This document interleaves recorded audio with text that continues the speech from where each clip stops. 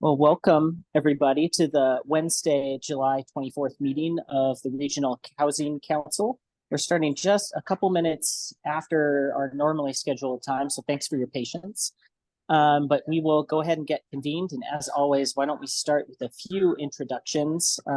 I'll go first. Chair of the Regional Housing Council, Michael Althauser, Tumwater City Council. We're joined by Brad Medrud, as well as Erica Smith-Erickson from our planning department. And my alternate, Joan Cathy, couldn't be here today. Why don't we then move to, who do I see first on my screen? How about Olympia? Hey everybody, Danny Madrone with the Olympia City Council, joined by my alternate Robert Vanderpool, and also Jay Burney, Darian Lightfoot, and Jacinda Stelgis. Thanks so much. How about Lacey? I'm Carolyn Cox, representing Lacey City Council. I have here Jennifer Adams, and Brian Andrews will be back momentarily. Great. How about Yelm? Hey everybody, it's Gary Cooper, Planning and Building Manager at City of Yelm. And so far, it's just me here today. There we go. There's my video. Okay. Happy to have you, Gary. Thanks. And how about the county? I can kick that off. Emily Klaus, Vice Chair of the Regional Housing Council and Thurston County Commissioner for District 5. And we have a number of county folks, so I'll go ahead and I'll pass it to Rob. I saw you first, Rob. Good afternoon, Rob Gilder, Assistant County Manager for Thurston. I'll pass it over to Commissioner Mejia. Thank you. Alternate for the Regional Housing Council for the county. And I'll pass it over to Tom.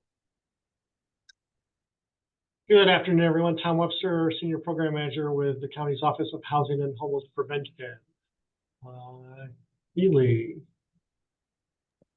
Keely Marino, Homeless Response Program Manager. Elisa. Hi, Elisa Sparkman, Communication Specialist with Thurston County Office of Housing and Homeless Prevention. And Alex. Alex First, Affordable Housing Program Manager for Thurston County. I think that does it. I think that's everybody. So why don't we go ahead and start moving into the substantive portion of the agenda. Our first item is approval of the meeting minutes from the June 26th meeting. Is there a motion to approve the minutes? So moved. Second. There's a motion and a second. All those in favor, please signify by saying aye. Aye. Those opposed, the motion passes unanimously. Thank you. Next, Chair, sorry to interrupt, but I did notice we forgot to introduce our advisory board members. Kevin and Charlia are with us as well. Oh, I'm sorry. Do you two want to take a second to introduce yourselves? I'm remote and using my cell phone, and I couldn't scroll down farther and see everybody. So I apologize for skipping over you guys. No problem. I'll start off. Kevin Hill. I'm the Homeless Services Advisory Board co-chair. Thank you. My name is Charlia Messinger, and I am the Thurston Affordable Housing Advisory Board Chair. Awesome. Thank you both, and thank you so much for being here. We appreciate it. So that moves us then into the public comment section of the agenda. I don't think there's anyone in person who showed up to City Hall, but has anyone registered online for public comment? Yes, we got one registration, Danielle Miller, but they are not in attendance currently. They're not on the line? Correct. Okay. Well, I guess we can move on then. Is there a way to monitor to see if they do come back on towards the end of the meeting to double check? Yes, I'll keep monitoring the attendees, and if there is, I'll put in the chat. Does that work for you? That'd be great. And perfect. Thank you so much. I don't see any raised hands in the attendees for any additional public comment. Okay. Well, we'll move right along then. So the first more substantive item on our agenda is the Black Home Initiative. And Krista, I think you're going to help us walk through this item? Yes, I am. So hi everyone, I'm Krista Lenson with the City of Olympia. I'm gonna share my screen here. And provide y'all an overview of the Black Home Initiative and their work, and also our opportunity and potential to connect with them. So I'll just go over a little bit about what the Black Home Initiative is and the conversations that have been happening locally to get everyone up to speed, and then just have some time for discussion at the end with you all. So due to a long-standing history of structural racism and anti-Black discrimination, Black households are less likely to own their own homes, providing fewer opportunities to build wealth and to build intergenerational wealth. According to the Black Home Initiative, approximately 42% of Black households in Washington state have zero net worth, compared to 14% of white households. Black households in Thurston County have the lowest rate of homeownership of any racial or ethnic group. So according to data from the Assessment of Fair Housing for Thurston County, the homeownership rate for white non-Hispanic households is 69%, while the homeownership rate for Black households is 45%. The Black Home Initiative has been focused on addressing disparities in homeownership and the racial wealth gap for Black households. And they've been working since 2021 with a geographic focus in South Seattle, South King, and North Pierce counties. They set a goal to help support 1,500 new Black low to moderate income homeowners by the end of 2027. So their first 5 years collaborating together. There are over 100 entities who have signed the BHI Partner Pledge and who participate in the network. There's a lot of different sectors that are involved in this work who are working in areas such as homebuyer outreach and preparation, building housing supply, and lending and underwriting. The model for BHI is an impact network where there's not one single organization leading the efforts, but a collaboration between many different entities who are working together on shared priorities. So in its short lifespan, BHI helps to develop and pass statewide legislation to create the Covenant Homeownership Program, which just launched in July. And that program provides down payment and closing cost assistance to BIPOC first-time home buyers. BHI also created a 7-point plan to guide their efforts, and that's included in your meeting packet for reference. So in the fall of 2023 and winter of 2024, several organizations in Thurston County separately reached out to BHI with an interest in learning from their work and building connections. So a representative from BHI suggested gathering a group of interested parties for a joint conversation so we could all learn together about the work that's taking place. And out of that initial conversation, there's been a small but growing group of local stakeholders, which has included representation from local financial institutions, real estate industry, nonprofit organizations who are working on homeownership or homeownership preparation, and local jurisdictions. A representative from BHI has joined most of those meetings to provide information and answer questions. Several organizations so far have indicated interest in joining BHI as a partner, and others are continuing to explore their capacity and ability to join the work.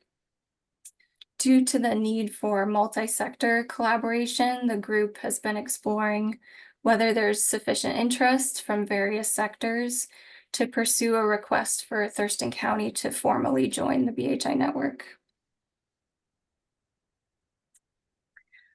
So the opportunity we have before us is to ask the BHI network to expand their geographic focus and partner with us in Thurston County. And by participating in that, we would contribute and learn from the work that's been underway for the past 3 years. Thurston County organizations can get connected with the work through existing project teams, and we could continue to meet as regional partners on a periodic basis. Several organizations that are in the BHI network have a statewide presence, so this presents an opportunity for collaboration or to help fill gaps in our community. The BHI representative who's attended many of the local meetings has indicated that we might be able to have some facilitation or administrative support to our local group if we do join the BHI network. Organizations that partner as a BHI network partners sign a pledge, which doesn't require a specific time or financial commitment, but rather just a commitment to participate towards these shared priorities, and it's a collaborative effort. So it really signifies our commitment to work on these priorities to the extent that each group is able to. RHC could support the work of the BHI in many ways, which could include staff time, land banking for future homeownership projects, funding, and input and engagement from our advisory boards. So BHI's work aligns with many of the RHC and member jurisdictions' efforts that are already underway. The city's housing action plans all focus on increasing supply of affordable housing, funding homeownership activities, and supporting cooperative ownership through land trusts and cooperative models. Much of BHI's work is focused on strategies to increase affordable housing supply. Thurston County's assessment of fair housing identifies increasing BIPOC access to homeownership as a key goal for our region due to current disparities in homeownership between white and BIPOC households. Recent efforts to increase communication with the community and advocate for statewide policies and funding are also in alignment with BHI's work. BHI has a policy network group that helps to track and advocate for state funding and policies that support access to homeownership. The member jurisdictions are also all working on their comprehensive plan updates, where we'll update our housing chapters to meet the supply needed at various income levels for our projected population growth, as well as implementing anti-displacement policies and addressing racially disparate impacts. The BHI Network Policy Group has provided input to the City of Seattle to inform their comprehensive plan update, and there may be lessons for our jurisdictions to glean from that input. So I'd just like to open it up for discussion regarding your interest in joining the BHI network, either as individual or jurisdictions or the RHC as the whole. And I don't think that there would be any reason why both couldn't happen. So both individual or jurisdictions who want to sign on as a partner and the RHC. So that's a possibility to consider. And I do want to note that, we're still having ongoing conversations in our local group with the different nonprofit and financial institutions and other organizations about their interest and ability to join as partners. So I'm not presenting a formal ask today to sign on, but we are reconvening as a group in August, and we're providing updates on which organizations have decided to sign on and who, there is buy-in from their organizations. So I'd just like to get some feedback to gauge your interest in signing on, or if there's additional information that you'd need from me going forward or from our group going forward.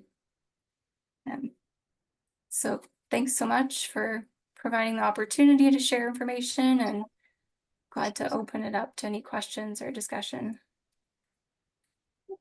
Awesome. Thank you for the presentation, Krista. For folks at Lacey City Hall, you're probably just going to have to shout over me a little bit because if you don't have the raise hand function, it'll be harder for me to see if y'all have questions. You'll need to just go ahead and speak up. One of the questions I did have, Krista, is what's kind of contained. Can you share a few more details about the pledge and what that specifically pledges? Like, one of the resources I think you mentioned was potentially like staff time or admin time. And I want to know if those two things are related in any way, because, you know, from Tumwater's perspective, our staff are, you know, I'm reticent to add more things to their plate, just in terms of obligating staff time for additional things. So I'm just sort of curious what the wording looks like on the pledge aspect of the whole thing. Yeah, I think, you know, it doesn't provide like a specific ask in terms of time or commitment involved, but it does ask for a shared commitment. So like some of the principles are, you know, we understand that this is a complex issue, and we agree to fully engage in the work. So it's really an expectation of participation and collaboration with the network, but it's not, I think they understand that not every organization that joins is going to participate in all aspects of the work. So like there are financial institutions who might be more specifically interested in like lending or underwriting, whereas some of the jurisdictional roles might be more towards the housing supply and policy. So I think it's really determining where organizations want to fit into the work and then kind of incumbent on them to participate to the extent that they're able to. So if I'm understanding it right, and please correct me if this is incorrect. So overarching for signing on to BHI is kind of a recognition and an understanding that this is an issue that we want to tackle and prioritize and place focus on, which is providing more equity in the homeownership space for Black families. And then what comes after that is sort of within each jurisdiction's discretion to figure out what makes sense for them, whether that's policy or working as a partner before the legislature or something, or what have you. So it sort of can be tailored to a jurisdiction's needs in order to work towards the greater shared goal amongst all the participants in BHI. Is that right? Yeah, I think you've got it right. Yeah, all of that sounds accurate to what we've been hearing from the BHI representative. Awesome, thank you. Do other folks have questions? I want to open it up. I've got my hand up, Michael, so maybe you can't see hands either. I can now. Go ahead, Danny. Yeah. I know that folks on the Olympia City Council are very interested in this, just in my conversation with them, in terms of signing on to the pledge. And I know Krista has been involved along with other staff that are here. You know, I expect Olympia will want to sign the pledge. You know, I think it would be really interesting for us to talk about us signing the pledge as the RHC and then thinking from there, like how that plugs into our work plan. You know, how we put some specific focus on it, you know, as we move forward. Krista, I've got a question. You said something about BHI potentially expanding into Thurston County, which would, you know, give, you know, us as, you know, those who have, I assume, signed the pledge, access to a greater network to be able to support Black home ownership. And so, you know, what do they need to see from us to feel confident that expanding into Thurston County is a worthwhile effort for them? Yeah, I think that they would want to see that we are willing partners and that we're ready to collaborate and brainstorm and be active participants. You know, they've been working hard for 3 years on this, and we have a lot to gain from their experience and their work. But I think they would want to ensure that, you know, if Thurston County is joining, that we're going to help, you know, facilitate their efforts and participate in those efforts. So it's not just like someone coming in and telling us what to do. It's us really being collaborators in the effort. So I think the partner pledge is just one step to formalize that and to formalize our intention towards that shared priority. And one thing we've talked about as a group and with the representative from BHI is potentially, you know, coming up with a list together of what we could contribute locally, and how we could envision ourselves participating in the network, so that they can see, you know, what we have to offer here in Thurston County as well. Great, thank you. And I'm curious, like, is there a connection to the Housing Action Team and this work that's been the meetings that have been convened here locally for BHI? Yeah, there's been some of the same membership, but not a formal connection with the Housing Action Team. Okay. And then I'm curious, like, you know, you said you said they've been working hard for 3 years. They have a goal of 1,500 new Black LMI homeowners in a 5-year period. Do we know like how that's working out? That's a great question. I think a lot of their work has been building up their framework and their strategy and like building the pipeline. So they've recognized that, you know, not everyone's ready to be a home buyer yet, but they're going to help that person wherever they are kind of in that process. So they've been more focused on like the structural elements of it, like making sure there's homeownership prep in place, building affordable homeownership. There's a new project that is under construction in South Seattle that's a cooperative homeownership model that they're currently working to fill. So those units, I believe it's in the realm of like 80 homeownership units that are under construction currently. But I don't have a good answer for you on the number of new homeowners so far. Yeah. And that makes sense. I mean, I imagine it would be quite difficult to measure because if you're working with the, you know, what was it called? The impact network model that you mentioned, like there could be outcomes to that aren't measurable. Like, you know, somebody could receive some extra help from a financial institution and go buy a home. And there's no way to say, oh yes, this specific thing led to that particular success right there.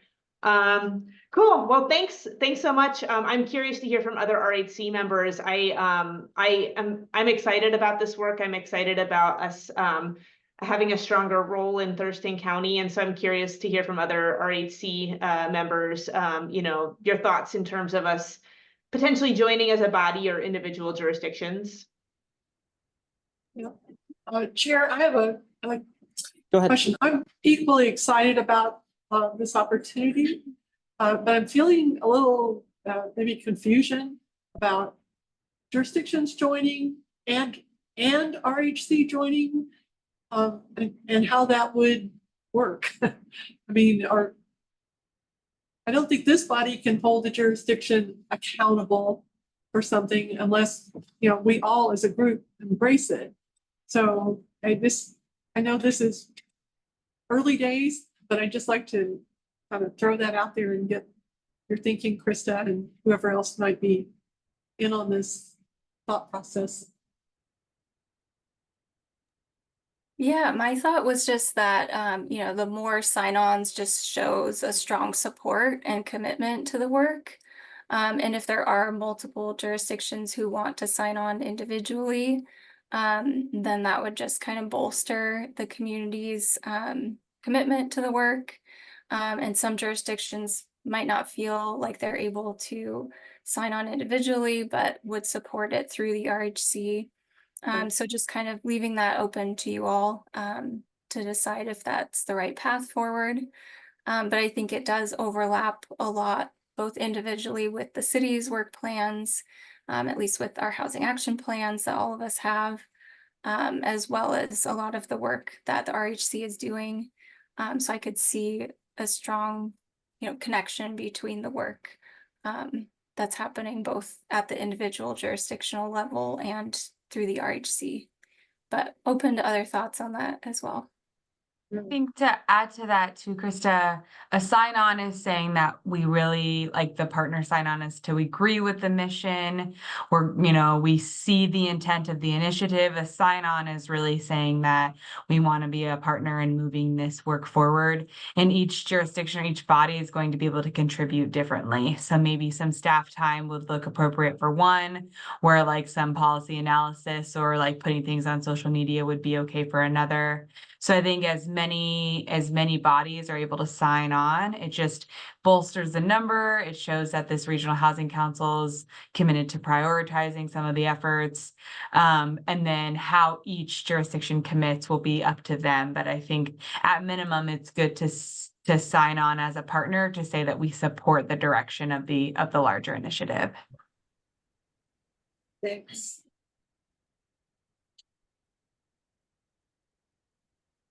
Well, I have my big yellow hand up, so I'm going to go ahead and speak. Go ahead. Yeah, I can't really see the hands very well, so Okay. people could just go ahead and jump in. That's fine. I just really agree with what Darian just said, because Yelm, we're kind of in this, we're sort of on the precipice of being involved in some of these efforts in a different kind of way.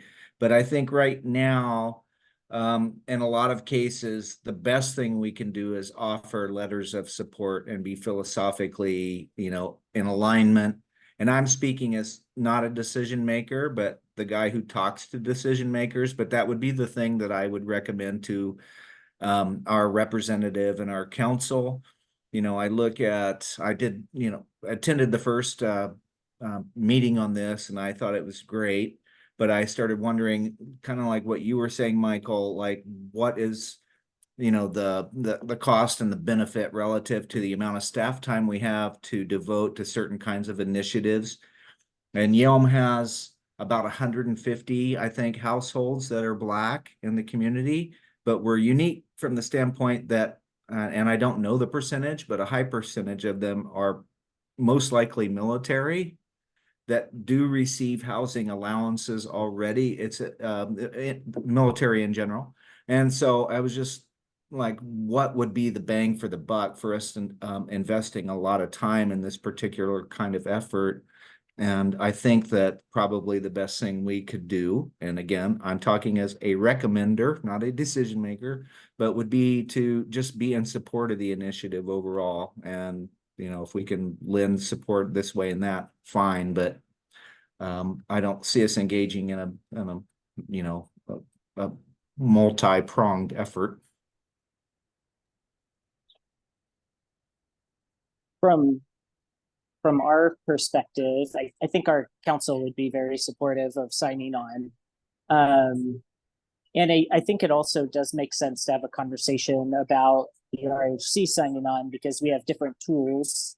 Like you were saying, Krista, I think like councilmatically, we're going through as you rightly pointed out, we're going through our comp plan updates, and that contains goals as well as strategies and ways to try to increase those things. And it seems like the goals of BHI would be shared with some of the goals that we already have, and that a strategy could be to sign on to the initiative to try to achieve that, and then enact things over time, like change it.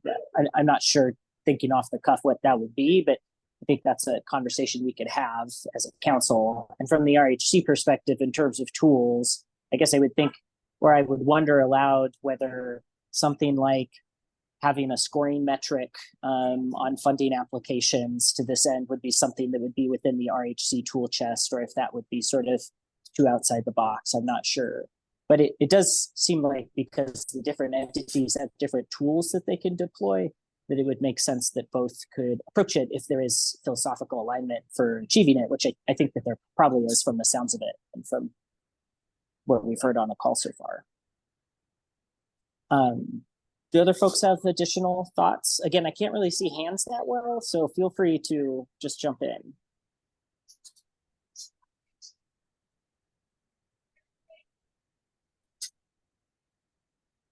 Well, I'm not seeing or hearing anyone if you're trying to jump in. So Krista, I guess the question then is, what sort of like next steps? It sounded like you were interested in hearing, like, is there interest in sort of seeing what this could look like? And it seems to me like the answer to that is yes, but what do you need from us in terms of an entity for direction for next steps on your end? I think it'd be helpful for me if I know if there are jurisdictions who are interested, or the RHC, if there is a formal process that I can help bring the partner pledge to go through that kind of approval or authorization process, so that I can bring it back to this group, or if jurisdictions want some assistance in facilitating that, just so I know and can communicate with the right people.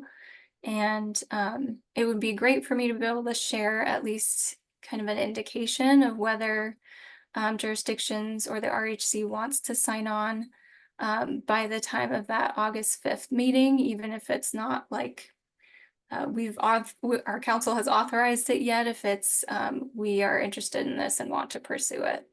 So I think for me, it would be helpful, whether it's connecting with tech team staff from the jurisdictions to get their sense of the process, or from you all, how I can follow up to get a formal approval if that's the direction that jurisdictions want to go. This might be a question for Tom, but as we might actually get to some of this in the retreat talk and the upcoming pieces of the agenda, but as an entity, we are allowed to, like, we can take a position on things like this, right? Under the ILA, there isn't anything precluding us from doing that. That's correct. I would agree with that. Yeah, so I think for the RHC, it would just be a matter of us bringing that formal motion, and request to join. And I think there's a little bit, sorry, Krista, of, as a community, because I think one of the things we've talked about is it's important, not just, we don't want only jurisdictions, if there's no other kind of lenders or real estate agencies from Thurston County willing to sign on, or providers, so I think part of it is making sure we have a full complement of partners who are wanting to sign on. And then I think then we'd be ready to bring, like, we've got here all the partners who are interested. It looks like we have a critical mass of different kind of expertise and agencies. Let's move forward as the Thurston County region trying to join BHI. Is that fair, Krista? But I think, yes, the RHC has the ability to pass that motion or take that action. Yeah, that's perfect. You did a much better job explaining that, Tom. Well, I think that it sort of sounds like, it sounds like there's interest in it. So, well, let me talk about Tumwater first. I don't think by August 5th, I could affirmatively say that, Tumwater would absolutely want to take the pledge and to sign on. I think would be a lot of interest from council members, but I think there's also conversations I would need to have with the mayor and with our staff, as well as with our council, to talk about what that entails and what would be the right fit for the tools that we have to deploy, which means just that I feel like because I haven't had any of those conversations with them, it feels premature for me to be able to say, like, yeah, we would definitely want to take that step. But for the RHC, we have all the members here, and I'm sort of hearing a sense of openness to saying the Regional Housing Council would be interested in hearing what those next steps would be, what that partnership would be, like who the other regional partners are in terms of, like you said, Tom, lenders or nonprofits or whoever in the region, so that we could have a unified approach moving forward. But if there are other council members that feel differently, please. Well, one thing that I think might be helpful, Krista, is if you could type up something concise about what the specific ask is, what it entails, the information that you just shared with all of us, so that we can each take it to our respective jurisdictions and share the request. What is being asked of us, what is the commitment, which is whatever we're able to give. so there's that part of it. I think that would facilitate people being able to check in with their peeps. And another part of it, of all of this is I'm thinking about, Michael, you alluded to, we're going to have a conversation about a potential retreat in a little bit here. And it makes me wonder, like, that about a role that the RHC could play. We've talked about wanting to have a stronger focus around policy, and I wonder if there's a role for the RHC to work together on this and make recommendations to the jurisdictions to collaborate with financial institutions, realtors, nonprofits,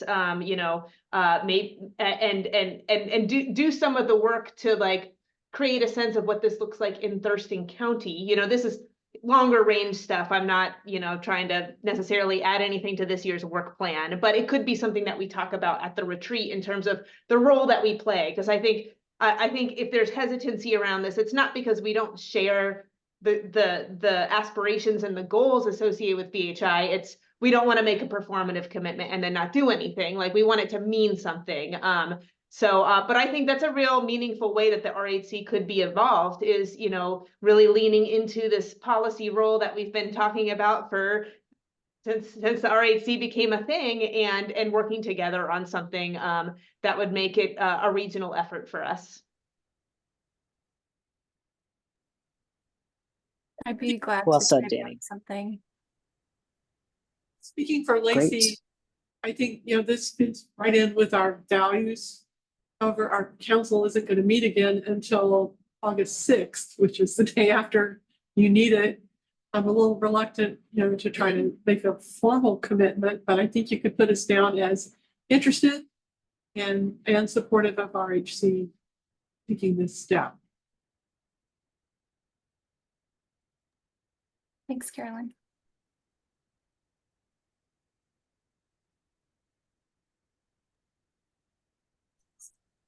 Anyone have any other thoughts or comments?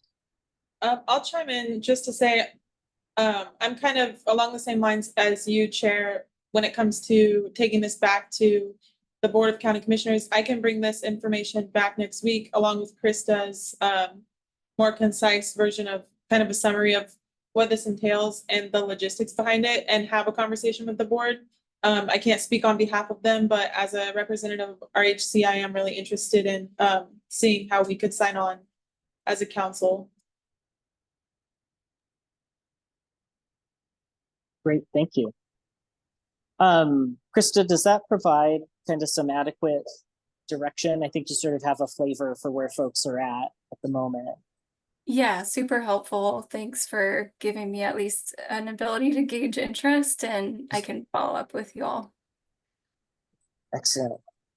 Well, thank you so much for, go ahead. I'm sorry. Yeah, I just wanted to see if there's comfort around Krista sharing the RHC's commitment to the work, or if that would be appropriate for her to share, or if it feels like that could wait as well. Just want to see if that would be okay to confirm here, or we would like to wait to the next meeting.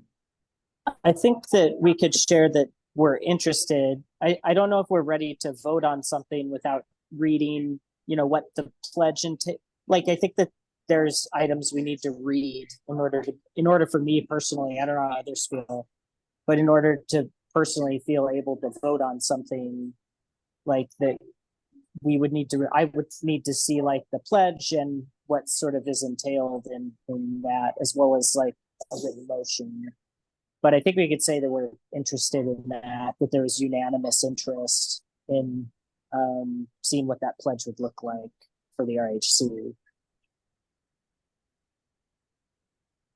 Does that make sense to other folks too? Yeah, I put my yellow hand up there.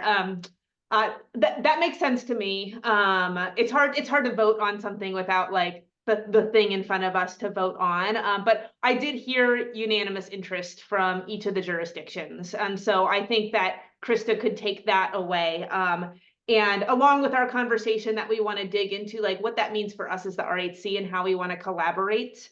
And I think in terms of, I think we should take a formal action on it. And I think we could do that at the next meeting if we're ready. And I also, wonder about, I know Elise is on, so I'll just, mention that, what is something that we could put out into the world showing that we've taken this step as well, in terms of communication with the public, so that interest can build around it from partners, and general community interest.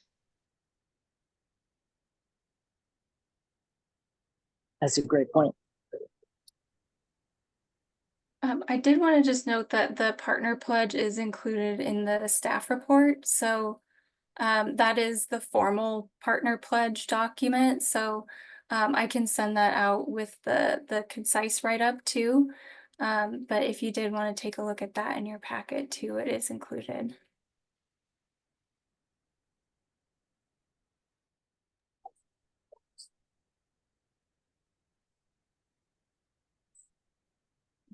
Are there any other comments, questions?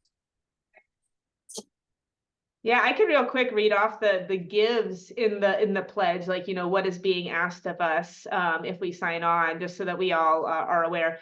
Spreading the word, facilitating the ability of their staff and volunteers to participate, encouraging constituents to take action, bringing awareness of BHI to donors and investors, remaining alert to promising practices, engaging in marketing and outreach to potential home buyers, providing technical assistance, reporting frequently. Of course, as we all discussed, it would be, within our capacity to do these specific things. But they do have some clear things for us to consider.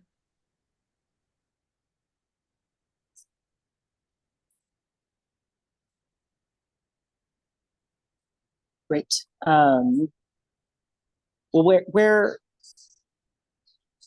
so I guess it's not clear to me, is being a partner, like being a member or signing on to BHI, that's agreeing to the pledge.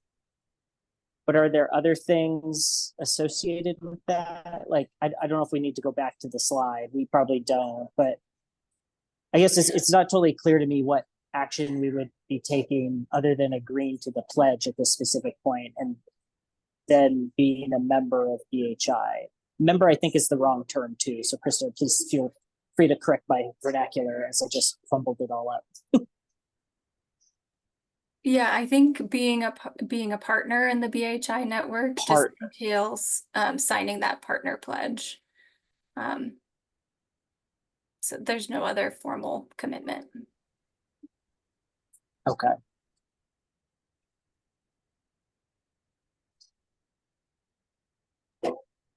Well, I don't know if other people feel strongly. I think I would like to take a little time to review it further, and then also Mike. just have. Hey, Michael, Jay's got his hand up. Oh, go ahead, Jay. Thanks. I was just going to say, I think, Krista's exactly right that there's nothing more than to sign on. However, I think, the expectation would be, as Councilmember Drone kind of read that list of things, that as organizations that would sign on, we, for example, would bring our development community up to speed on our efforts in the BHI and talk to our lenders in our community about BHI and kind of spread the tools and the information and be an active partner within the conversation. There's not a commitment of financial or dollars here. I see it as a commitment of some staff time and a really strong alignment with a lot of the work that we're already doing and connections with the other planning efforts that are underway. So for what it's worth, it sounds like some more conversations need to be had in individual jurisdictions, but I just wanted to add that for context. Thanks, Jay. Well, do other folks have additional thoughts, or the floor is open if anyone has a recommendation or additional thoughts?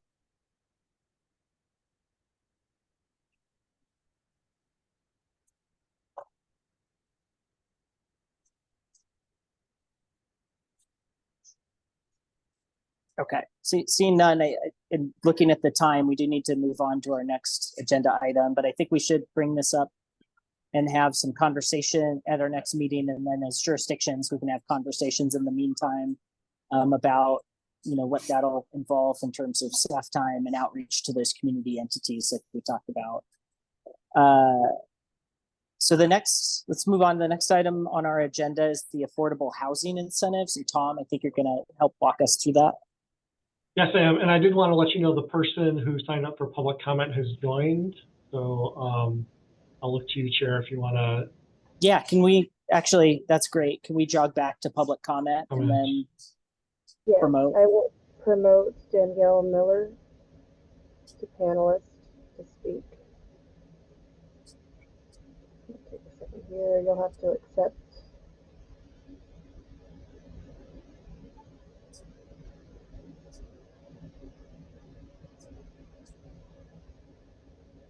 Danielle, can you hear us? I'm going to try pressing allow to talk and see if that makes a difference. Okay. We're not hearing any of that in Lacey. Can you hear me at the moment? Yeah. Yeah. We're not hearing Danielle either at the moment. We're trying to get her unmuted. So I pressed allowed to speak. Danielle, are you there?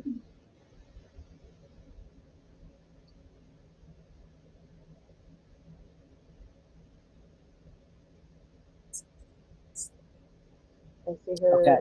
See them on our screen. I'm not sure what's happening. All right. Sorry, Danielle. We can't hear you. If you're trying to speak, we're unable to hear you. But we tried, but we're gonna move on in the agenda because we're running a little bit behind now.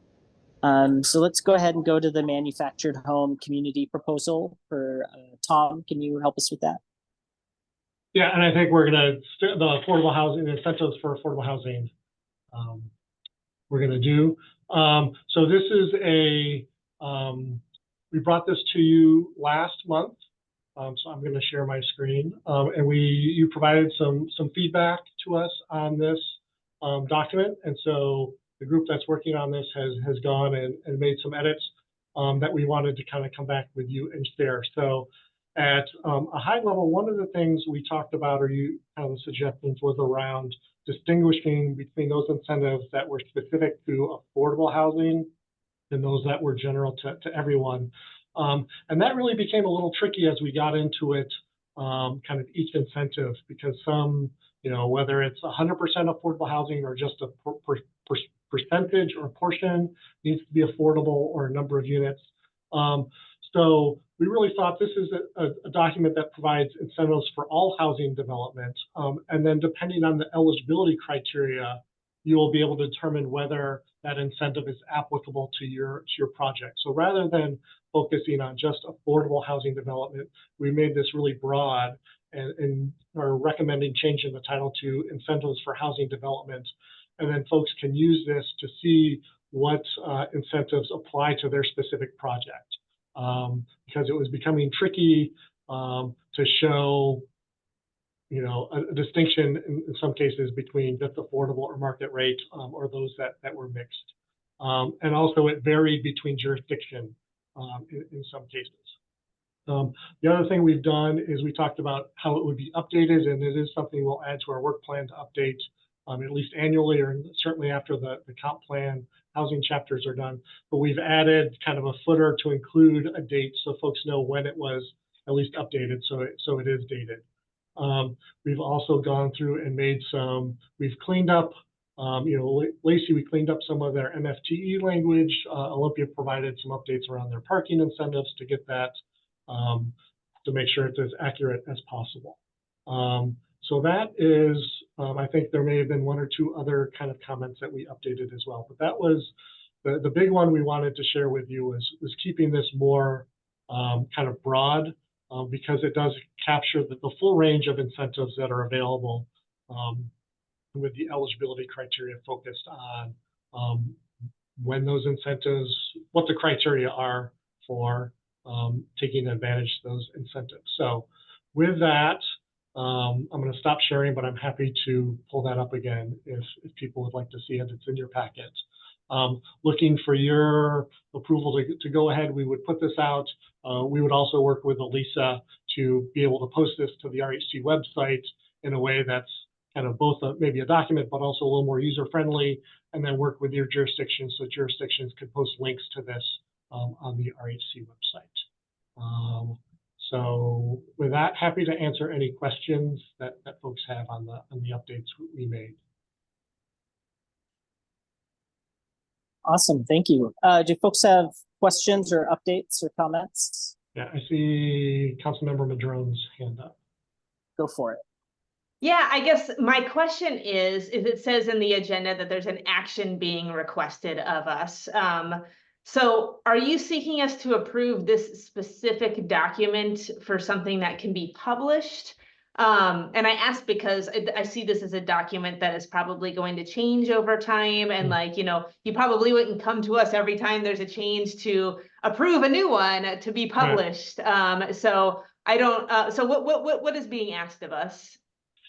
Yeah, fair question. I guess we are asking for your approval. Like, does this document, are you in support of this?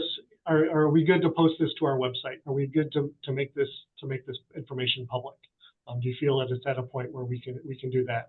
I think if we had substantial updates, we would certainly come back to you and share with you those substantial changes. If there's kind of refinements to language, or if, you know, agents or jurisdictions update a specific code, we would update that language and not come back for you for every perhaps update. But since this is a new product, do want to make sure we're getting your, whether that's a formal motion or at least a thumbs up from everyone saying that yes, we can move forward with making this document public. Yeah, okay, that's helpful. Yeah, I just don't know what that formal action would be. If we approved every document that got posted to the Olympia website, we'd never get anything done. So right. So, you know, and I would want you all to feel empowered to just update this document as needed, without having to come to us. I mean, that being said, if you're just looking for like a general consensus on us that, you know, you're on the right track here, like I'm fine with it. Yeah, I think for this, yeah, not necessarily a formal motion. We're not approving funding for contracts or something like that. So I'm really getting your, the thumbs up, the consensus that we're ready to move forward and post this document. Yeah, I agree. I think the changes are great. I think they're responsive to our meeting last month. And I think it'll be a really helpful tool. So I don't have any concerns with us posting it, moving forward with it. Other folks? I think we're good in Lacey, right? Okay. I agree with that. I'm also good with the changes that have been made.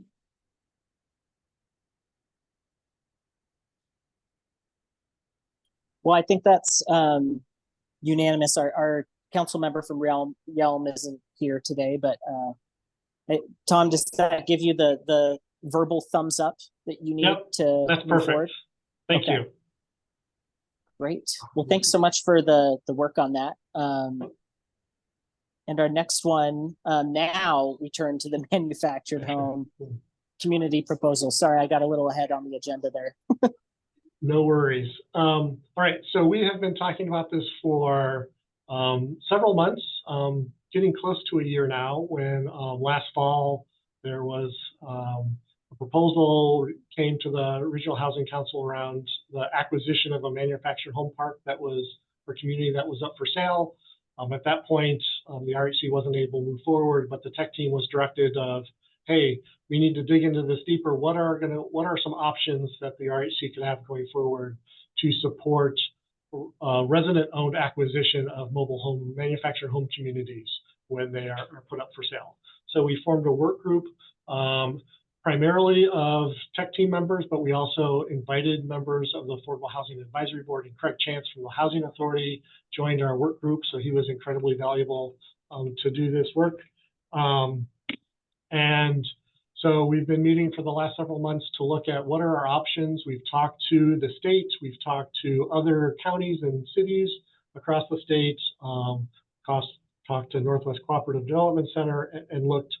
And so what we are bringing to you is a recommendation for a way to move forward to financially support the acquisition, the residents to acquire their manufactured home communities. So within I will share my screen again. So within your packet, is the proposal. There's a staff report, but really the focus is this options, providing some background around manufactured home communities and how we can support them. So really 3 options that the group came up with. The first option is, I would say, the traditional straightforward option of providing money up front. At that time of acquisition, once the park is listed for sale, residents have 70 days to put in an offer. So the opportunity would be provide up to a $1 million, and this is broken into 2 sub-options, either a grant or a loan of funding to support the acquisition of that park. So within this, we provide, this is a high-level overview of these options. You know, whatever option is selected or options is selected, we recognize there's more detail implementation work that needs to be done. This is really the conceptual level document, and then moving forward, there's more work that we need to be done to flesh these out. So listed some advantages or disadvantages. The upfront amount certainly lowers the debt coverage ratio. You know, it's pretty straightforward. It's familiar to most people. So there's some advantages there. The limitations is that it, you know, as we talked about with kind of last fall, it really limits the RHC to maybe supporting 1 manufactured home community a year. It kind of becomes a first come, first serve. So it's hard to compare, you know, if 2 or 3 came in a year, if one was perhaps more appropriate or kind of higher priority to make that judgment. And kind of once you spend that, you've kind of spent your money for that year. And it's also a very quick turnaround time within that 70-day notification period. It means a lot of things need to happen really quickly to meet that time frame. So that's option 1. Option 2 is to provide loan repayment support over a 10-year period. So this would provide up to, what we're recommending would be up to a maximum of $100,000 per year for 10 years for a maximum of $1 million, or up to 20% of the annual debt service amount. So this would be money that would be paid to the LLC, the resident-owned LLC, to help them pay down their debt service each year. So it would be basically a $100,000 grant each year to help them offset the cost of their debt service. The advantages of this is it would allow the RHC to support multiple projects at a time, multiple projects in a year. You could have up to potentially 10 projects active at one time that you were supporting to have a maximum outlay of $1 million under this program. So it allows a little bit more flexibility to support more programs in that way. The limitations are that it does not reduce the amount of debt service up front. So residents would still need to secure that full financing to acquire the community, which may make it a little harder for residents to do so. And it does require kind of tracking payments over 10 years, although that should be a pretty basic invoicing and payment processing process. One area where a little more research would be needed is how we would kind of secure the county or the RHC's interest in that. So whether that could be done, traditional lien documents are really kind of through that, at closing, and since this is an ongoing payment, a little more exploration would be needed on how to do that, but we feel confident that that is possible. And then the third option, and this was actually recommended by Northwest Cooperative Development Corporation, was,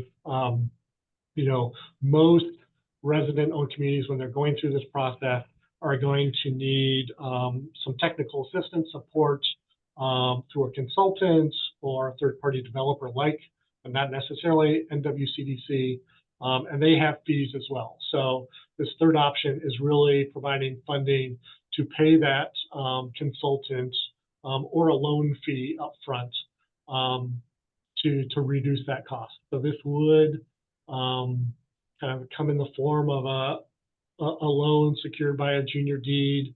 And depending on the fees, that could be paid all up front, or it could also be, some of those fees are incorporated into an interest rate that could be paid down over a period of years.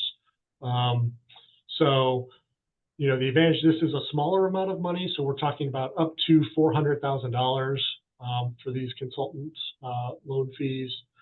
Again, it is more upfront. And so it's a relatively small amount of money compared to the full $1 million over 10 years or the $1 million upfront. So whether it would have the same impact on reducing debt service. And so with that, we've tried to provide an example using kind of rounded numbers from the project last fall from Claudia's, what this would look like. So we have a table, you know, if there is no RHC assistance, what the debt total amount would be financed, what their debt service, and then what the potential lease fee would be in order to achieve a you know, appropriate debt service coverage. And then with each option, how that impacts the amount that is financed, what the monthly debt service would be, what their cash flow would be, and then how much theoretically they could reduce the monthly lease fee, lot rent fee to still achieve that same debt service coverage. So from this, you can see, you know, with no RHC assistance, you know, $885 a month. The other options, you can see what that would bring you down with option 2, reducing that amount to down to $785. And then in this example, the annual debt service is $570,000. 20% of that is $114,000. So the proposal would be to cap that at $100,000 for annual debt service. So it shows a little bit, so you can kind of see those options at a very rough high level. So this is more conceptual. Don't want to kind of convey that this is a complete pro forma that's been done on these properties, but based on the information we have, this is a basic analysis of the impacts that the RHC assistance could have and through each option. So with that said, the RHC is really recommending going with a combination of option 2 and 3. We just feel like with option 1, putting all that money up front really limits the ability to kind of make decisions on what projects are going to be spent, whether that's, it just felt hard to kind of promote option 1. So option 2, with the ability to do option 3 if it made sense for a specific project. These funds would come from the Opportunity Fund. So the Affordable Housing Advisory Board has been setting aside a portion of the capital funds that are available each year for an Opportunity Fund. This past year, I think that amount was around 1.4 million, just to correct me if I'm wrong. And so this request would come through that Opportunity Fund. So the Affordable Housing Advisory Board would take that request into consideration and then make a recommendation. And for example, with option 2, you know, in future years, you would have to set aside that amount up front. So if the Opportunity Fund was, you know, 1.2 million in that year, we already had $200,000 of commitments under kind of this option 2. We had 2 parks that we were paying for. You know, that Opportunity Funds would mean there would be only $1 million available in the Opportunity Fund that year to accept projects. That Opportunity Fund can also accept other opportunities for acquisition or other projects that come along that are not specific to manufactured home communities. So that Opportunity Fund is not limited to manufactured home communities, but it's an opportunity that the MHCs that this program could take advantage of. So I felt I rushed through that fairly quickly, but I want to give an opportunity. Jacinda did a lot of work on this along with Craig, and then there's also Jennifer and Alex. So Jacinda, was there any kind of key elements of this that I missed that you wanted to highlight for the group? Sorry to put you on the spot. No, I think you covered everything, Tom. I don't have anything additional to add. Thanks. So understand we're bringing this to you for the first time. We are looking for your approval, but understand if you've got questions, you want additional information, we can bring that back to you next month. We'll do whatever the will of the group is. And then the next step would be once we have a recommendation on which option to go forward, if you want to have a program like this, then the work group would work on fleshing out those details of exactly, what the documentation would look like, what an application would look like, what are the process and steps. We'd really get into the details of doing almost a program guide of how we would implement such a program would be a next step. But with that, happy to try to answer any questions that folks have. Thanks, Tom. I have a couple of questions. So between options 2 and 3, and I guess this question also is about option 1. Well, between 2 and 3, is all money green in the sense that the key difference between those is one could be for a larger amount of money, the other one would be capped at 400, but then it's spread out over time. Is there a difference in viability of a community being able to accomplish something when you look at just fees versus a subsidy, which is what I sort of consider option 2 to be, kind of a subsidy on the monthly payment? Yeah, and I kind of wish Clark Trance was here as the banker. He can speak to some of these probably better than I can. So I would say 2 things. One is what we're recommending is a cap of a total of $1 million of assistance for that project. And so, some of that could be an upfront of, $250,000 to help with some of those upfront consultant fees. And then going forward, it would be, if you have $750,000, you could pay $75,000 over 10 years to help with the debt service. Some of it will depend on the park itself in terms of what affordability they need. So, for some parks that may be at a kind of a little bit of a higher AMI, maybe, just that upfront kind of $300,000-$400,000 really then makes that project pencil. And that's enough. That's all they're going to really need. One of the things, kind of an aside, that I do want to mention is because our assumption is that in general we'll be using the local home fund dollars to support this, that at least 50% of the households will need to be resident owned who have less than 60% AMI. So there is going to be some documentation to demonstrate that the beneficiaries are meeting the AMI requirements of the local home fund. But those who are at a higher AMI, closer to maybe the average of that 60%, they may not need kind of the full $1 million. So a lot of it will also come down to what the financial needs of the property or the residents are. I'll kind of also ask Jacinda to kind of weigh in if she has thoughts on that as well.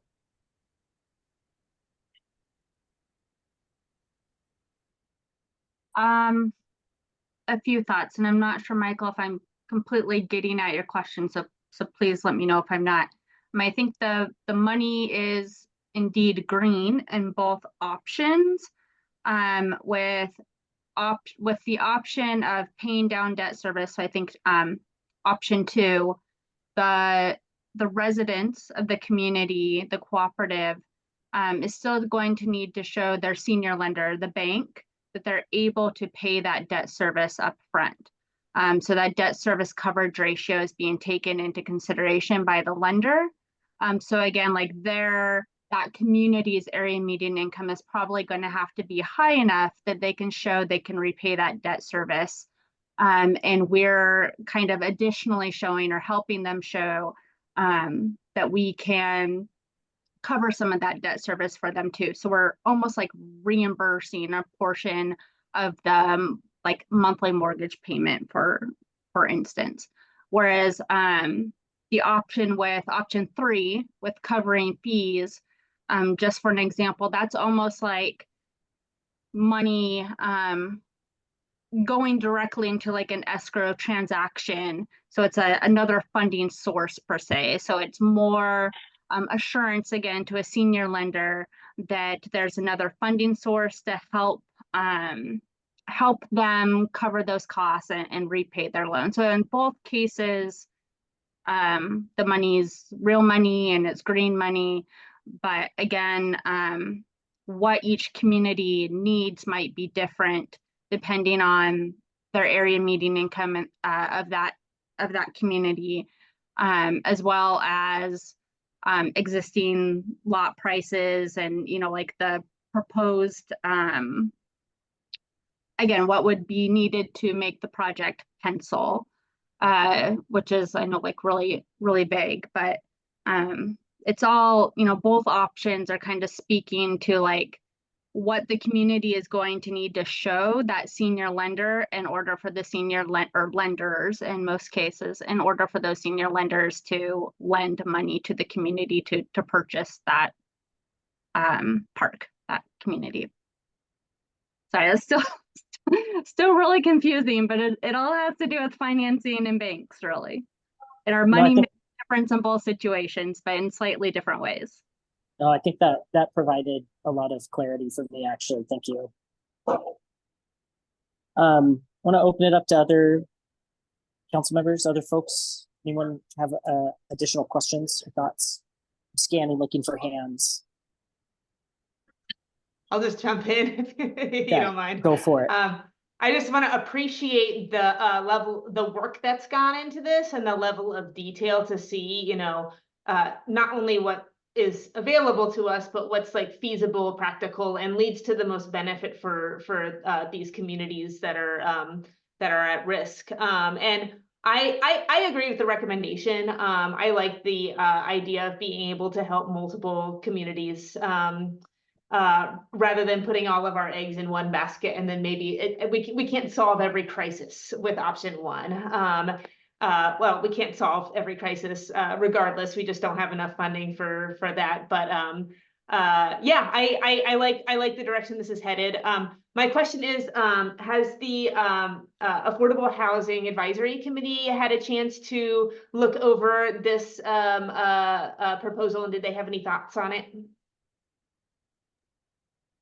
Yeah, Jacinda, they presented it last week, so Jacinda presented and Alex did. So I'll let you talk about that, Jacinda.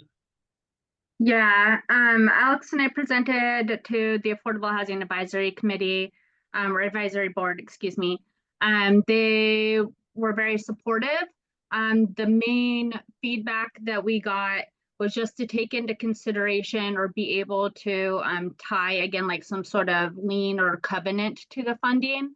And the sentiment around that was, many of these communities are occupied by older residents that, like in 10, 20 years or whatnot, may not be around, and someone else in the family may be owning that manufactured home and may no longer, want to live there or own it. So taking into consideration that, I guess, like the residents of the community could change in a fairly short time frame, especially if it's like a senior community, and being able to tie RHC funding to some sort of restrictive covenant that dedicates the land being affordable for X number of years, or being repaid if there's a land use change or something happens to that cooperative. So I guess, not assuming that those who are purchasing the community are going to necessarily be living there for 15 or 20 or 30 or 50 years like we do in many other affordable housing projects that we undertake. So there wasn't a recommendation per se on like how to weave in a restrictive covenant. I think that falls into, what Tom had said, like there's a little bit more research that needs to be done on lien documents or how to ensure RHC money, goes as far as it can, and we have affordable housing for as long as we can. But that was really their only feedback. They otherwise really appreciated the work and supported it. Excellent. And that's a good question to raise. And I'm sure that with direction from us here at the RHC, you'll continue to do the work to kind of tease out what that would look like. So thank you. And Kevin, if you have thoughts or want to chime in, feel free. But any other folks have questions, comments?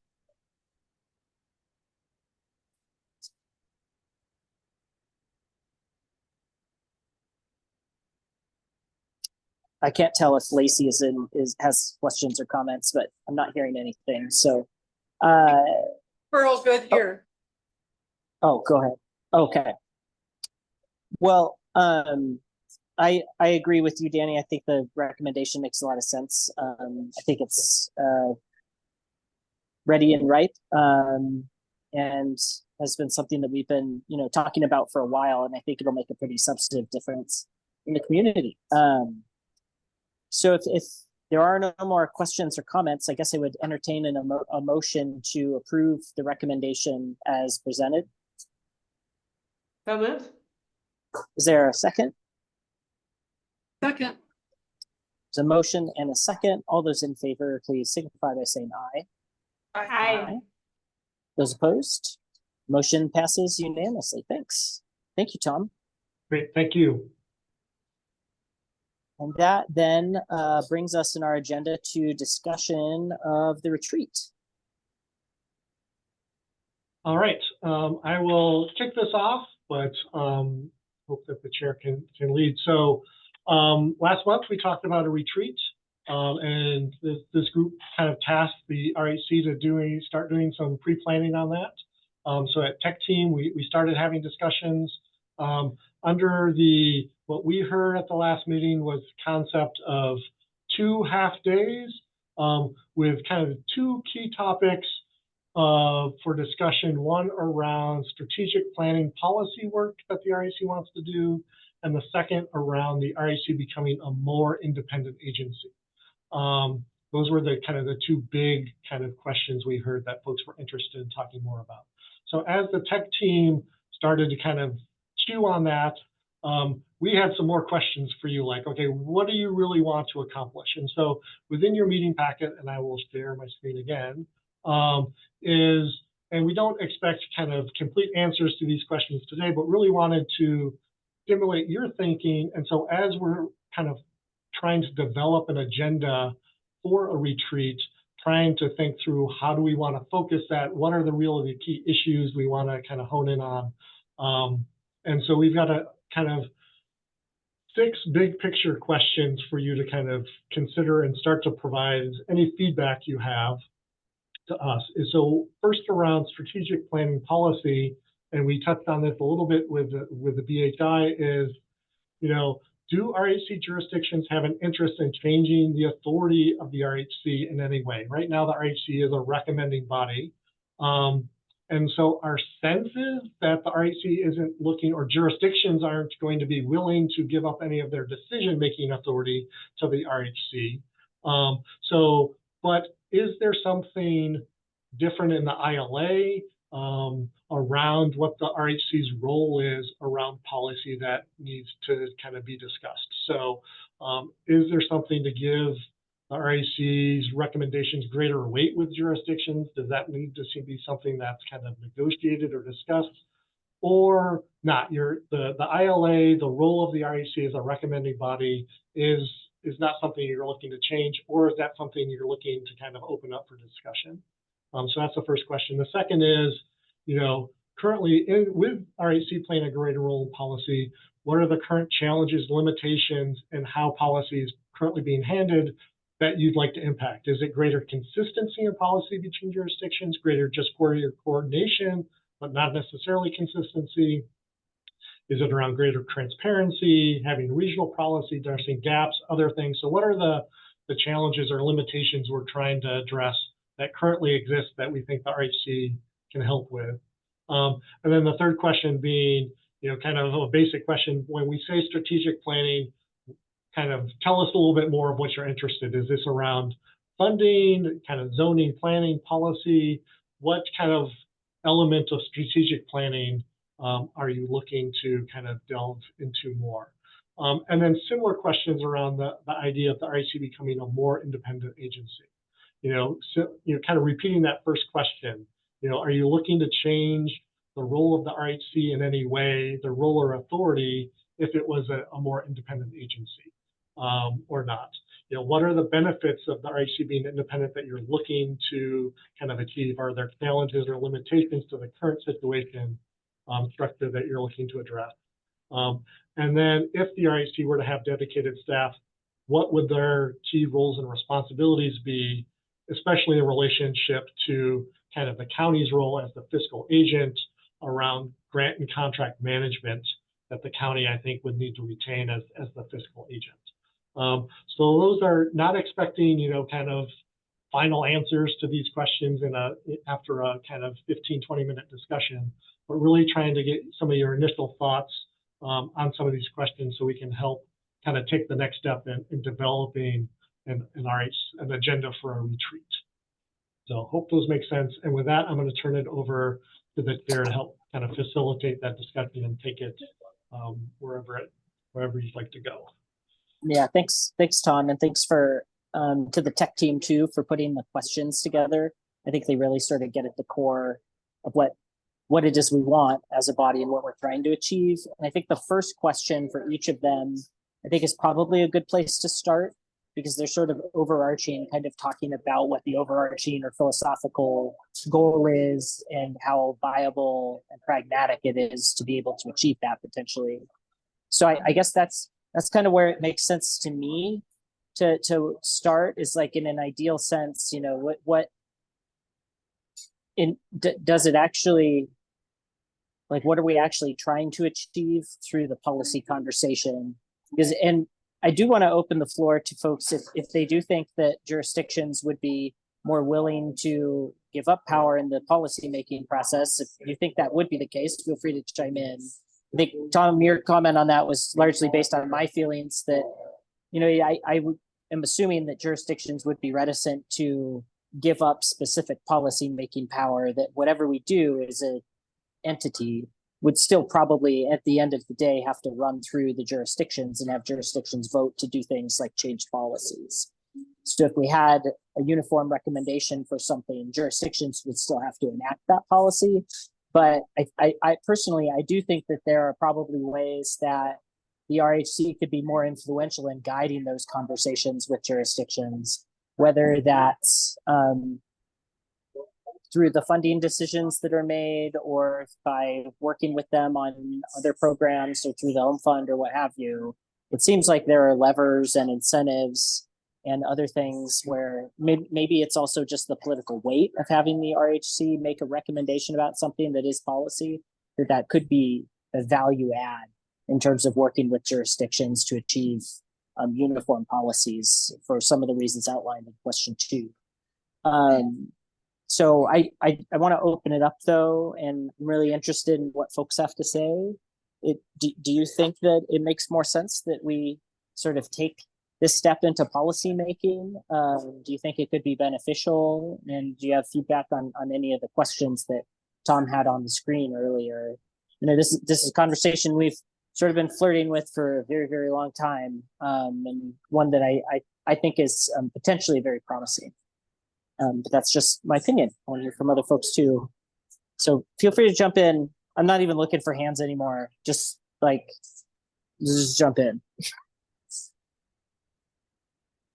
So I have oh, Caroline, do you want to go first? Okay. So one of the things that has come up is the idea of getting more into also doing affordable housing and not just homeless response. And an idea that I've thought about for a minute and has putted it around is the idea of having an advisory board that would a small developer advisory board. I've mentioned this to Darian before, and I've mentioned this to my council mates before, and to Jay.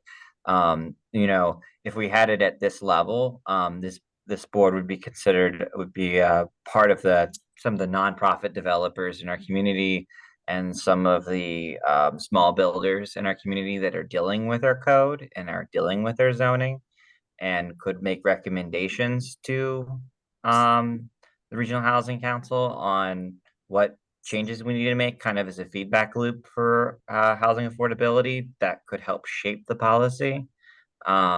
Just kind of a thought. I'm just going to throw that out there because I do believe that we still want to keep our ability to create our own policy and within our jurisdictions, but something that could provide feedback loop would be valuable. Great, thanks. Carolina? Thank you. I was gonna go a little bit more on the operational piece of it. It was something that we discussed last time, but we didn't know how it was specifically going to work out with our advisory boards, right? Both the housing and homelessness one. And being that, we've gone through this trial run, and they've been joining us, I really think that the topic of giving those members an opportunity to vote is something that we should reconsider, and really making kind of whoever is the representative or the chair from those two groups coming in front of us, making them voting members. And seeing that, that we've seen how well they work, and the information that they bring back to us is absolutely valuable. I think just to really elevate the work that they're doing, having the ability for them to vote is something I would like this body to discuss. Do you think that I'm going to ask folks questions to try to facilitate it? Do you think that would be more valuable or the same in a structure where the RHC had more independent decision-making authority?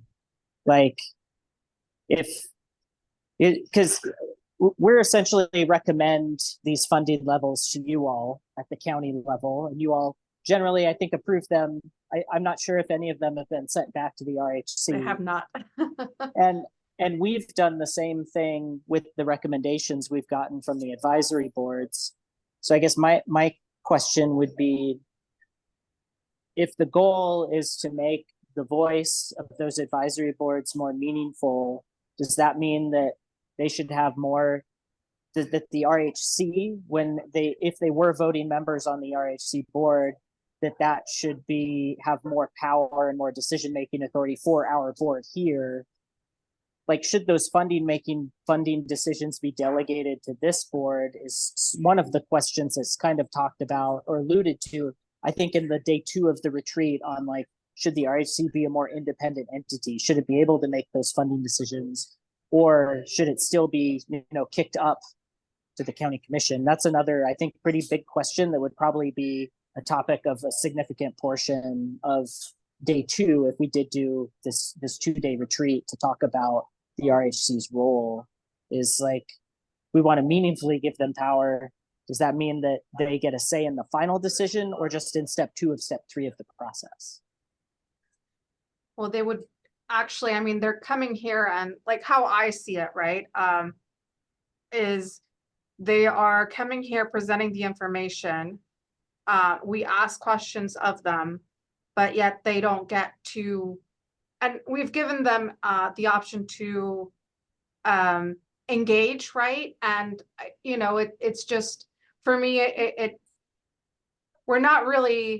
we're saying we value them, but we're not really valuing them by just like elevating them just as non-voting members. And so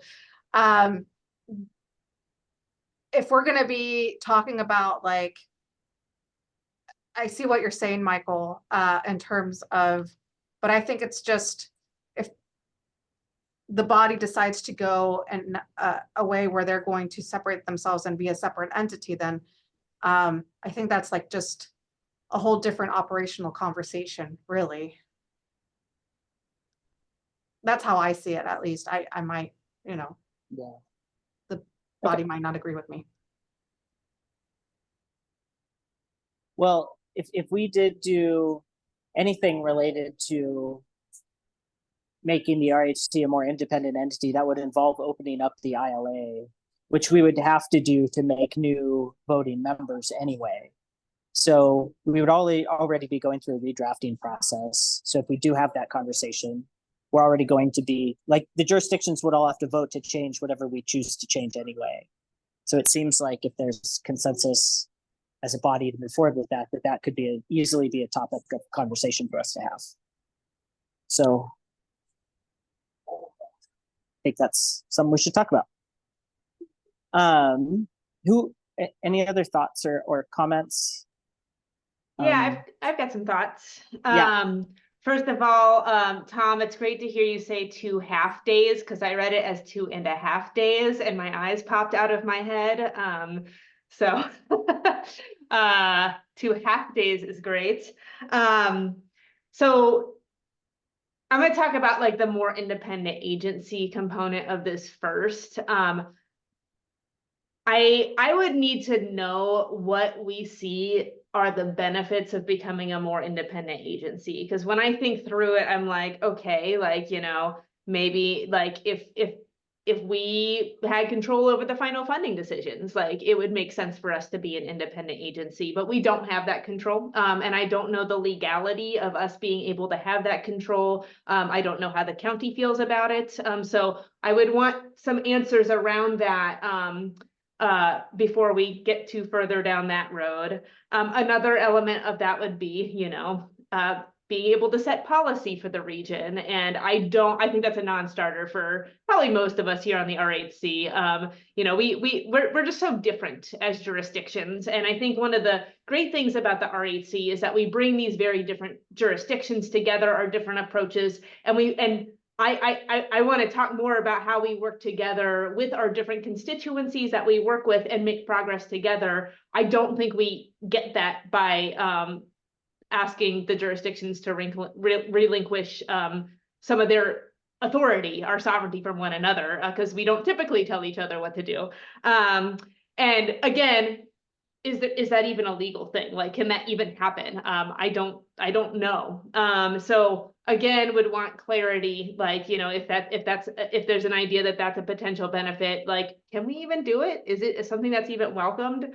And another area where we might become a separate entity is if we start providing services. You know, we start running some of the things that we're funding. And I don't know, we've never talked about that. I'm just trying to brainstorm, like, why would we become a more independent agency? I'm not seeing a clear case to be made for it, but I am seeing additional cost associated because, like, when you become your own organization, you know, we've got the tech team here now that supports us very well. You know, if more support is needed to help the tech team be more, feel like they've got more resources to do the work of the RHC, particularly, you know, I know the county and Olympia have home fund funded positions and other jurisdictions don't. But like, if it's an issue of capacity, I would love to talk about how we, you know, set aside dollars for jurisdictions to more fully engage in the RHC. So just putting that out there as a potential thing that we could talk about. But I don't see the why of a more independent agency. And I'd be curious to hear, you know, if I've missed something in my thinking through it, what that would be. When I've thought about doing a retreat, you know, we've talked a lot about, you know, and something that's already, you know, we're already enabled to do through the ILA is to propose regional policy, bring these different jurisdictions together and see, you know, what is the thing that could work for everybody. And I think about the model of like the climate group whose name just changed that has, you know, it's a regional group. And they, you know, they pick 1 or 2 things to work on, you know, each year. At least this is their model going forward on like the things they think they can work on together, the things that it makes sense to do things regionally, that it's stronger when it's done regionally.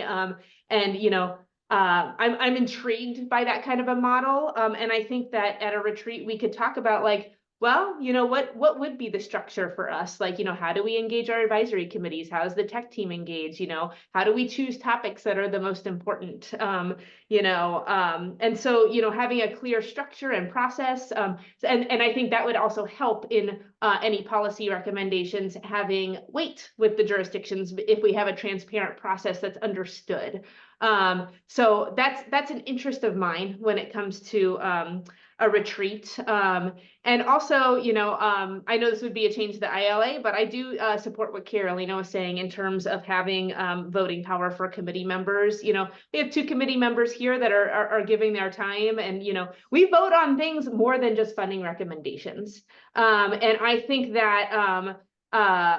that inviting them to, you know, we just took a vote on the manufactured housing stuff, you know, and, you know, I would love to have their engagement and participation in that. And like, and you know, want to speak for either Kevin or Charlia here, you know, but I know if I was invited to a meeting where it's my job to just kind of listen in, and you know, give thoughts where I might have them, but like I don't really have a stronger role to play than that. You know, is that a good use of somebody's time, and does that feel empowering? So okay, well that was a whole bunch of thoughts right there. So I'll just leave it at that.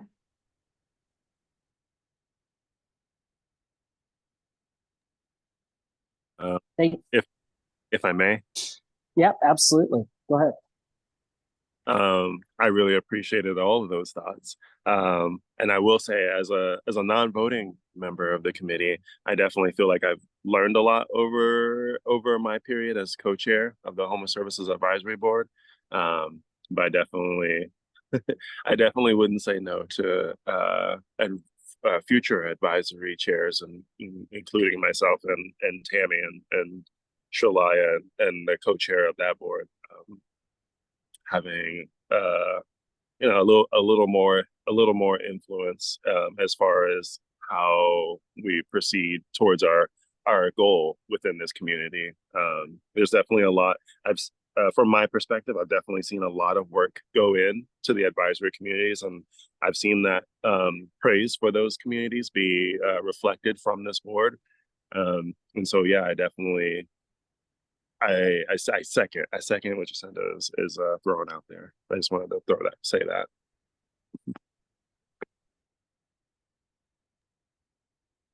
Thank you for sharing. Chair, when we first started this adventure that led to become the Regional Housing Council, you know, we talked about policy, and we talked about, you know, sharing policies that different jurisdictions were working on, so that we weren't all siloed. You know, I remember Tumwater doing great work on tenants' rights, and the willingness to share that with the other jurisdictions. And that's led to, I think, greater, you know, efforts to coordinate on some things. Speaking for my council, I can almost promise that there would be zero interest in giving up any authority that the city would have. But I think there's great value in looking at, and I like Danny citing the work of the Climate Mitigation Collaborative in identifying those areas where there are gaps, or there are, you know, problems that developers have, because, you know, Lacey has one set of regs, Tumwater has another set of regs, the county has another set, and so on, so that hopefully we can, particularly when it comes to building low-income housing, that sort of thing, we can make it as seamless as possible. And that's where I kind of see the strength of us coming together as a group, is looking at those opportunities to provide consistency, as well as to provide some lobbying to each jurisdiction to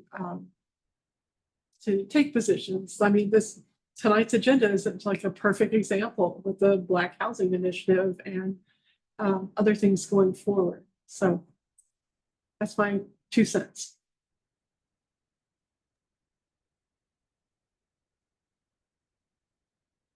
Thank you. And I totally agree. The other thing that came to mind too is just the affordable housing matrix, and that's such a great tool. And we've done so much research into what all the other jurisdictions already do, that it seems like not looking at that and having a process to weigh in and say, you know what, this one makes a lot of sense. Like X jurisdiction has adopted this thing that the legislature authorized last year and the others haven't caught up. We could unify that policy across the jurisdictions. But maybe that's also to your point, Robert, of what you were talking about with the development committee, to be able to point some of those things out too. So what I'm sort of hearing so far is a lot of, I think, philosophical interest in examining policymaking in the context of our role in policymaking, and developing a process by which we sort of come at those objectives. And potentially the other purpose of a strategic retreat talking about that would be to maybe come up with different ideas for areas that we do want to weigh in on, whether that's, you know, Robert, to your point, some type of development regulations, or forming an advisory committee to help make those decisions about those things.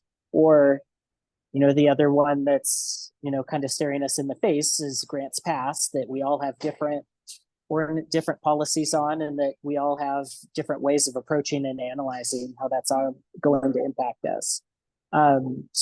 What I'm sort of hearing is that there's a lot of interest so far in at least one half day of a retreat to talk about policy making and to go through our role in that, as well as establishing a process by which we can engage in it, and maybe also trying to establish some goals for different areas to work in addition to revisiting voting membership of the group would be sort of a separate topic, but we could probably, I don't know if we would really need to do a retreat for that if we all have agreement on it anyway, but those are sort of the two things that are kind of rising out that I'm hearing. But again, other folks have comments, questions? Yeah, just a thought, and as we kind of talked in tech team about what this could look like, I think too is a piece that we've ran up against is when it comes to policy is, so we've come to the RHC, and all of the members of the RHC are involved in housing and understand the ecosystem and what we're trying to do. And then when it gets taken back to the larger councils of each jurisdiction, that's where we sometimes hit friction, or we're unable to really make a regional impact because it falls flat at the jurisdiction. So I think where we could get somewhere is if each members came back and heard from their jurisdictions on what would be successful, and then we get to like, that can be our starting foundation at a retreat, because we can talk about pie in the sky, what we would like to do, but we just don't seem to be there yet. So it's like having some pre-work done at each jurisdiction, what is going to be possible, what's going to be successful, and then that be like our step one at a retreat and building from there, so we can kind of hit the ground running post-retreat. So is what it felt like we were spinning with at tech team.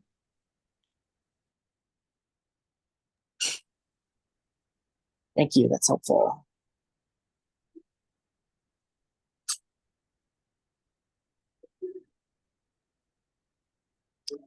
I guess sorry, I just kind of jump in and I want to piggyback or kind of follow up on Danny's point around the more independent. We've heard this a couple times, but you know, is there interest in having that, or is that kind of what I'm hearing a little bit today is maybe that's not kind of a potential topic for the retreat? I know it feels like it's raised every couple months or kind of once or twice a year, and so you just kind of want to circle back to that. Are there folks who are interested in having that discussion, or are folks agreeing? What I heard from Danny was maybe that's, you know, perhaps not a topic that needs to be, if we're not seeing the purpose or the objective for that more independent agency, perhaps not necessary for a retreat topic. I think, Danny, in your comments, you kind of touched on one of the motivators for me for that, which is kind of the support angle and the resource perspective, and having independent staff support to support the limited amount of staff time we can dedicate to things. This is one of the smaller jurisdictions. But to your point, I think you were saying that could be an independent conversation of that you can have that conversation without needing to have a conversation about being an independent agency, that those two are not mutually exclusive with one another. But that is a potential benefit that, you know, this I think might be unique to the smaller jurisdictions who have less capacity to dedicate to RHC issues. But I agree, though, that the unknowns are larger than the knowns in that sense, in terms of whether it makes sense to go forward in that way. And Go ahead. oh, excuse me, I'm sorry. Really, really briefly, I also want to bring us back around to the other side of that conversation, Tom, that you didn't mention, but you often do whenever this topic comes up, which is the reality of like how that functionally works with county being the pass through of all of these funds from the state level and some of the federal funds when they come through, I guess. That that's basically just our office as the independent RHC to a certain degree in terms of function. And so just really thinking about the reality of what does that mean functionally? We're a balance of state continuum of care. And so that also impacts our like how impactful an RHC independent body can be. The other communities that I'm aware that have independent RHC type activities are their own COC. So there's a lot more control and authority over what their COC does than for us, because we have commerce as well.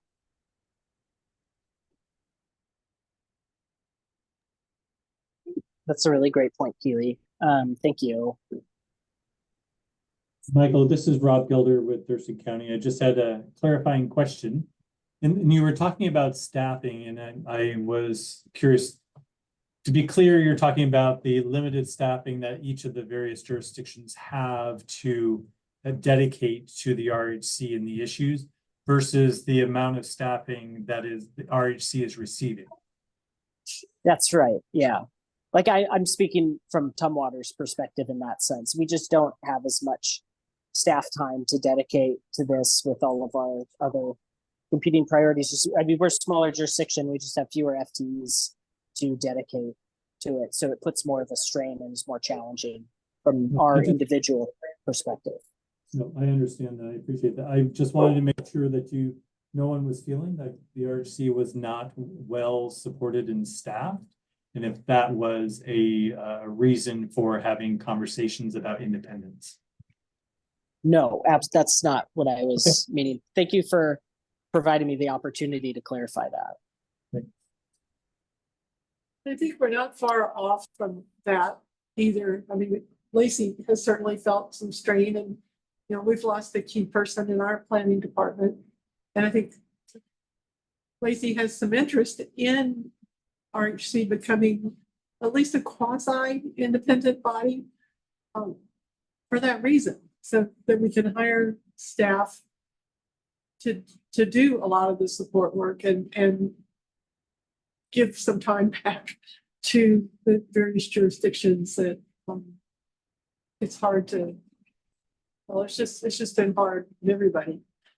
I think it would be a nightmare to try to take sole authority on federal funding and state funding. I think, the county is the fiscal agent for these things, and it would just be really Herculean task and probably something we don't want. But I mean, I think we could contract with the county to continue that service. So it's if we were to go into this, I'd like to look at maybe a phased strategic plan for doing this so that we don't bite off more than we can chew all at one time. And maybe steer the conversation that way. That makes sense. I guess my question would be if we don't think this is viable or worth it, even for that matter, it doesn't really make sense to me to spend time at a retreat to talk about. Like, if this isn't the long-term vision, I don't think we need to spend time, effort, and resource to meet to talk about what it could be if we don't ever think it's going to be either viable or really a net benefit in the end. So in terms of and just looking at the clock also, because we're supposed to wrap up in about 5 minutes, but in terms of planning for the retreat and giving staff the direction they need for next steps, what I'm hearing is that a half-day retreat on policy makes a lot of sense. That there's a lot of interest in fleshing that out further, that we should also, I don't think we would need to do a retreat to talk about adding members to be voting. I think we can just add that to the agenda to talk about the next meeting or the meeting after that. I don't think we need to do a retreat on that unless folks think we need to. But it's what I'm sort of hearing, and what I'd really like people's quick feedback on is like, does it make sense to do a half-day retreat to talk about policy? And it sounds like there's not a lot of interest to have a second half-day retreat that would then be about establishing a more independent agency. That policy is sort of the short-term vision for now in terms of strategic planning. Is that accurate from the members?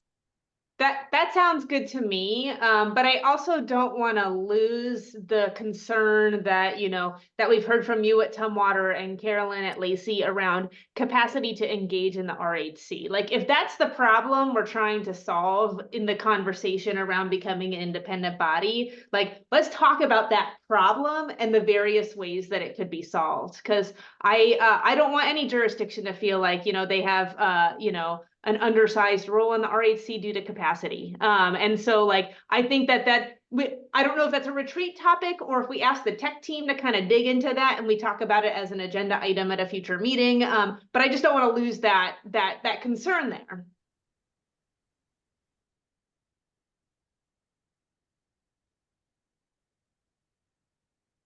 Other folks?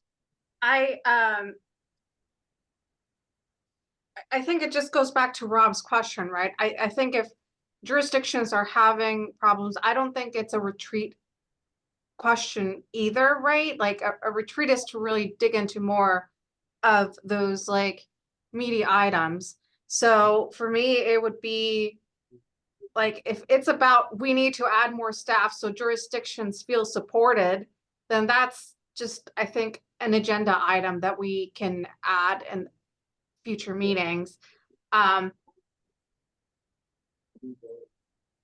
if it's, you know, even the voting piece, I'm okay with Michael's suggestion and just adding it as an agenda item. But I just wanted to make sure that I flagged it, right? So at least it's on the radar that, you know, it's definitely an interest. But in terms of a half day for focusing on policy for strategic planning, what are your thoughts on that portion of the discussion too? I will let Commissioner Klaus respond to that, since I'm just the alternate. Thank you. I like the idea of the half day on policy, and as far as the other half day, I'm kind of just in the middle listening to everyone's concerns, because it's a larger conversation that I think I'm still feeling relatively new to jump into that whole strategic plan conversation. So I'm mostly just listening to the concerns that are being discussed. But as far as a half day on policy topics, I totally agree with that. I think that I'm interested in doing that. Carolyn, do you have sort of final thoughts? Yeah, I think a half day on policy is fine, and then we can, you know, agenda other items in regular meetings. Okay. Tom, I think that's, just looking at the clock, that's probably all the time we really have. Yep, that's really helpful. Thank you. Okay. Okay. Elisa, the next item on our agenda, I think, I don't have my agenda in front of me, but I believe it's review of the social.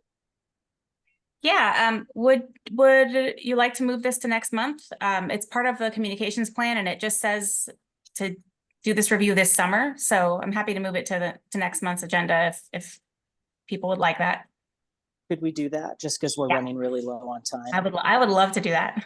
Okay, great.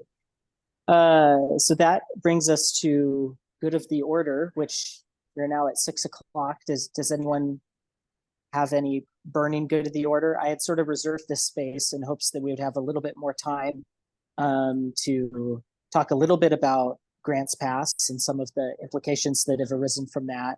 For our portion and in our neck of the woods, I think we're still analyzing what that means. But you know, I do think that you know, as we're talking about policy and what policy makes sense for the region, that there should be a regional conversation about the impacts of that and how we approach the fallout and approach policies. I know that that's a conversation that we're really willing to have. But before we sign off, do other folks have other thoughts or any good of the order to share? Michael, this is Jay. Could I just add one quick addendum to the grants pass? So this came up in the 3 cities county conversation with the mayors, mayor pro tems, and city county manager. And the mayor of Olympia asked kind of where is everybody on the grants pass decision, and can we come together to agree on a common policy around those changes? And the conversation at 3 cities was to send it to the Regional Housing Council and ask the Regional Housing Council to come together and do some work to propose a policy that maybe we could all agree to. So I just wanted to add that for context of for the conversation in the future. All the more reason for us to take some time to plan how to actually come to those agreements as a body. Totally. And just one more quick thing for the good of the order. Just this past week, we had the ribbon cutting for Sandy's Flats, the new permanent supportive housing project in Olympia that Interfaith Works is doing. And it occurred to several of us here in Lacey that I think it would be a wonderful thing if we could come up with a map that shows, that kind of celebrates the success that we've had in the last few years in creating housing, and just show, you know, where all these various projects are. Maybe a little bit of a, you know, not a fancy timeline, but just like when they came on, because I think we've got a great story to tell, but we're not telling it that way. I mean, I know that Lisa is trying to, and she's put together some pretty good stats, but if we could, you know, package that, I think it would elevate the Housing Council in the community, as well as, you know, be a pretty impressive reflection of the work that we've done.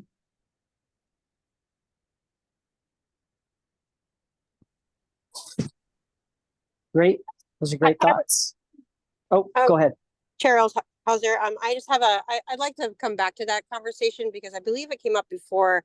And I think that there's just some concern around, you know, these are spaces where people are living who are quite vulnerable, and putting a map out brings me some concern. So just, I want to put that out there.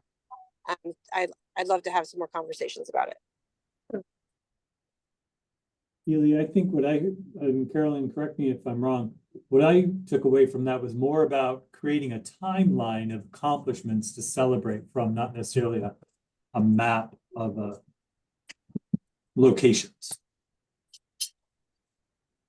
Yeah, I mean, it could look, I think it's just like a comprehensive look, you know, at what we've done, and yeah, in a celebratory way. Thank you, Rob. I've got a good of the order thing I'd like to bring up just real quick. And I hope it doesn't open a can of worms, but I'd like us to revisit whether or not we do virtual meetings or hybrid meetings. I don't think the hybrid model has worked very well. You know, we often have some people in the room and some people on the screen. Not everybody can hear. And I personally have to leave my workday early to get out to the meeting space. And so it's much easier for me to just switch laptops and log on. And we rarely have a critical mass of voting members that are in person anyway. So my preference would be that we you know, go back to Zoom. So just want to put that out there. I know we don't have a ton of time to discuss it. Yeah, I want to be mindful of the time. I'm absolutely willing to have that conversation about if that makes sense. Whatever the will of the body is, I think it's more convenient that way, but I don't know if we have time to really jump into the whole thing right now. But maybe we could have, I mean, we don't have to take a vote on if it's in Zoom or in person. So maybe we can just have follow-up offline conversations before the next meeting to try to figure that out. if that's okay, because it's not a policy. And I did a terrible job at managing the clock, and I don't want to make it any worse. All right. Well, unless anyone has any other good of the order, our next meeting is August 28th at 4 p.m. Thank you, everyone, for staying a few minutes late. Appreciate it. Bye. Bye, everyone. Thank you. Steve.